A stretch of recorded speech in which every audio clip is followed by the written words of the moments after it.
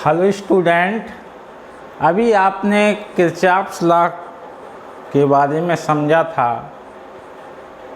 आज हम online physics class में किरचॉफ नियम पर आधारित उसके आंकिक प्रश्न किस प्रकार सॉल्व करते हैं, numerical problem of Kirchhoff's law, ये बच्चों अक्सर बोर्ड में पूछा जाता है। इस तरह से सर्किट डायग्राम आएगा बन कर के, तो इसमें जो करंट हैं टोटल वो निकालने हैं। तो हम सबसे पहले इसमें इस सर्किट में जो बहने वाली धाराएं हैं उनके मान की गणना करना है। या कभी कभी ये पूछ सकता है ये पॉइंट कि 2 ओम जो 2 ओम का जो तार लगा हुआ है इसमें बहने वाली धारा क्या होगी। इस सर्किट के विभिन्न खंडों में बहने वाली धाराओं का मान हम किस प्रकार ज्ञात करेंगे। तो आइए इस फिगर के माध्यम से इस न्यूमेरिकल प्रॉब्लम को हल करते हैं। ये 2 वोल्ट की बैटरी है, ये 1 वोल्ट की बैटरी है, 1 ओम का तार है। तो सबसे पहले आप जानते हैं कि जब कोई भी सर्किट होता है तो उसमें जो इलेक्ट्रॉन्स हैं, जो फ्री इलेक्ट्रॉन्स चलते हैं, और फ्री इलेक्ट्रॉन्स हमेशा नेगेटिव से पॉजिटिव की ओर चलते हैं, और सर्किट में सदैव धारा प्लस से माइनस की ओर बहती है। तो सपोज डैट ये 2 वोल्ट की बैटरी, यहाँ करंट हमने मान लिया I1, इधर से 1 वोल्ट की बैटरी, इसमें बेटा हमने करंट मान लिया I2। तो ये करंट इस सर्किट में जाएगी तो ये I2 होगी, और जाकर के सर्किट से यहाँ करंट इस तरह से टर्न होगी तो ये I2, और इस सर्किट से जो करंट आएगी तो ये I1। तो now total current in this wire I1 plus I2 होगी। अब इसको हम क्लॉज फर्स्ट मान लेते हैं, इसको सेकंड मान लेते हैं। तो आइए इस न्यूमेरिकल को हम किरचॉफ के नियम से सॉल्व करते हैं। तो सबसे पहले हमने इस बंद पाथ को लिया, इसको सॉल्व कर रहे हैं, और बंद पास क्लोज सर्किट ADCA यहाँ पे लिख देंगे बंद पास ADCA। ये आपने क्लोज सर्किट ले लिया, और बंद पास का रूल किरचॉफ का सेकंड लॉ कहलाता है। हम इसके पहले समझ चुके हैं। तो किरचॉफ के सेकंड लॉ ऑफ किरचॉफ का जो सेकंड लॉ है, sigma IR will be sigma E। इस रूल से बेटा हमें चलना है। और खाली ये सर्किट हमने मान लिया, इस तार में वायर करंट हमने I2 मान ली है, इसमें करंट I1 मान ली है, और इस वायर में जो करंट फ्लो हो रही है तो ये I1 प्लस I2 होगी। तो हमेशा सिंगल फिगर दिया होगा बोर्ड में, और आपको अपने आप सॉल्व करना है। तो एक इस क्लोज सर्किट में चले तो I2 करंट क्या है बेटा, I2 इनटू इस वायर का रेजिस्टेंस I1 अर्थात 1 ओम,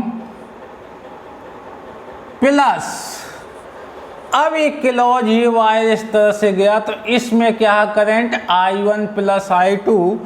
तो I1 plus I2 total current in this wire into resistance 2 ohm 2। Now इसका जो विद्युत भागबल कितना है 1 वोल्ट, तो 1, तो I2 plus 2I1 plus 2i2 will be 1, तो 2i1 plus 3i2 equal to 1। इसे बेटा समीकरण नंबर फर्स्ट मान लेते हैं। ये बंद पास हो गया। अब दूसरा बंद पास ए बी सी ए या बी सी ए बी लिखेंगे। Now second step in this problem, close circuit बंद पास B C A B, B C A B. इस सर्किट से चलते हैं और बंद पास का नियम वही फंडा किरचॉफ के दूसरे नियम से sigma I R equal to sigma E. बेटा इस सर्किट में चलते हैं। इसका जो रेजिस्टेंस है 1 ओम, तो now we can return as current I1 into resistance 1 plus इस वायर से इस वायर में करंट जाएगी तो total current I1 plus I2, I1 plus I2 into resistance in this wire 2 ohm, 2 equal to now EMF 2 volt, 2 we can written as I1 plus 2I1 plus 2I2 equal to 2. Now 3I1 plus 2I2 equal to 2, समीकरण number 6। अब इस close circuit से समीकरण बना और इस close circuit से समीकरण ये बना। अब दोनों समीकरण को सॉल्व करते हैं और सॉल्व करने के बाद इसमें आपको 2 ओम जो 2M का जो वायर है इसमें टोटल करंट हमें निकालना है। तो समीकरण फर्स्ट को समीकरण नंबर 1 से, समीकरण 1 में इसको I1 और I2 की वैल्यू निकालना है। तो 2I1 इसमें मल्टीप्लाई कितने का करें 3 और इसमें मल्टीप्लाई करें 2। तो समीकरण 1 से इसमें 2 का मल्टीप्लाई कर देते हैं। तो जब 2 का मल्टीप्लाई किया 4I1 plus 6I2 equal to 2, समीकरण नंबर इसको 3 मान लेते हैं। इसी प्रकार समीकरण नंबर 2 में, समीकरण नंबर 2 से इसमें मल्टीप्लाई ये कितना हो गया 2 का किया तो कितना हो गया 4I1 और 6I2। अब समीकरण नंबर 2 में 3I1 2I2 है तो यहाँ है 6I2, तो 3 का मल्टीप्लाई कर दें, 3 मल्टीप्लाई बोथ साइड, ये हो गया बेटा 9I1 6I2, ये हो गया आपका 6, समीकरण नंबर 4। ये दोनों समीकरण 9I1 plus 6I2 equal to 6, समीकरण 3 और 4 से समीकरण 3 व 4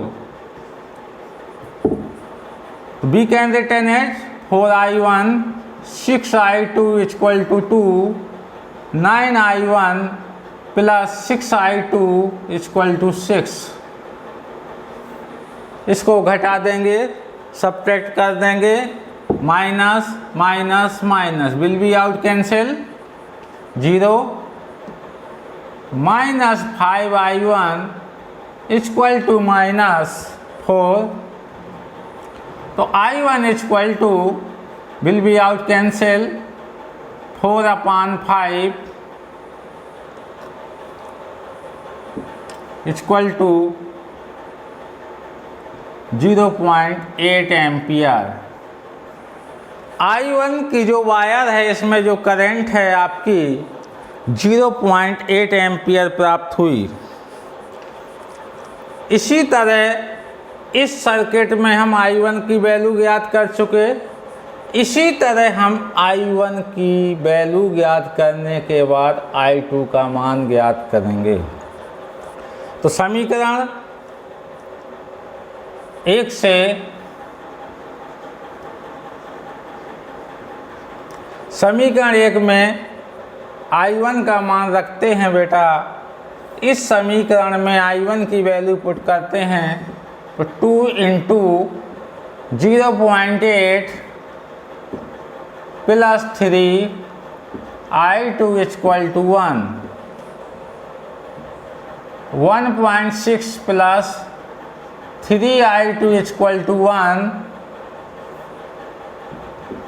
तो 3 I2 इक्वल टू 1 माइनस 1.6, तो 3 I2 इक्वल टू माइनस 0.6, तो I2 equal to will be out cancel, तो माइनस 0.2 एम्पियर।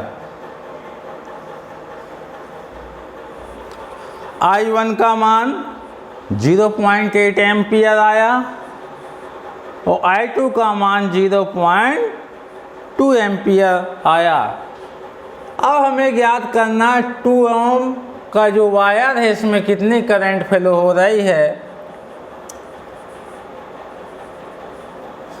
तो 2 ओम के तार में बहने वाली धारा या total current in this circuit, तो 2 ओम के तार में कितनी करंट है I1 plus I2, I1 plus I2, I1 means 0.8 ampere, 0.8 plus I2 means minus 0.2, तो नाउ 0.6 एम्पियर। ये आपका फाइनल आंसर है कि टोटल करंट जो होगी ए और सी के बीच में 2 ओम वाले तार में कितनी होगी 0.6 एम्पियर। I1 जो करंट निकली है 0.8 एम्पियर, I2 का मान माइनस 0.2 एम्पियर और 2 वायर वाले तार में जो करंट होगी वो होगी 0.6 एम्पियर। बच्चों, इस किरचॉफ्स लॉ से अक्सर बोर्ड में एग्ज़ाम पूछा जाता है, ये न्यूमेरिकल अक्सर पूछा जाता है। आपको सर्किट दिया होगा और इस सर्किट में आपको करंट दिखाना है, मानना है। इसको हम I1 मान सकते थे, इसको I2 मान सकते थे, और टोटल करंट हमें किसी भी, तो पहले हम इसके बंद पास बनाएंगे और बंद पास बनाने के साथ जो पास बनेगा 1 2 3 हल करेंगे। हल करने के बाद जिस वायर में पूछे, मान लीजिए पूछता 1 ओम के तार में कितनी करंट होगी इन दिस सर्किट, तो 1 ओम के तार में जो करंट I2 मानी है बेटा, तो I2 का मान माइनस 0.2 एम्पियर होगा। अगर वो पूछता कि 1 ये इस वाले वायर में, तो I1 है, तो I1 की वैल्यू हम ज्ञात कर लेते।